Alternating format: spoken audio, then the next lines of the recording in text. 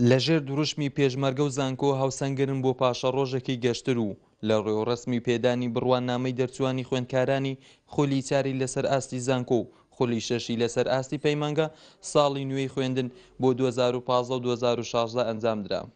پەیمانگەی نیشی بەڕەش هەڵسا بە بەستنی ئاهەنگی دەرچوان لە کە دەکاتە خولی شەشەم لەسەر ئاستی پەیمانگە و خولی چارەم لەسەر ئاستی زانکۆ بۆ 136 قوتابی کە پێکاتبوون لە سێ بەشی کارژێڕیکار ژمارەی قوتابیانی 47 قوتابی بوو و بەشی تەکنەلۆجیای زیانی ژمارەی قوتابیانی 31 قوتابی بوو و بەشی نەخۆشەوانی 58 قوتابی بوو.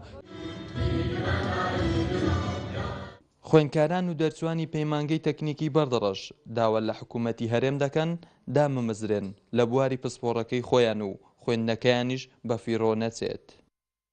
ئەس بە دڵخۆشیێکی زۆر دەکەم و سوپاسی خۆم ئاراستەی دایک و باوکە خۆشەویستەکەم دەکەم کە لە سەرەتاوە تاکو ئێستا پاڵپی منیان کردووە و دەستخۆشی لە هەموو برا پێشمەرگەکان دەکەم کە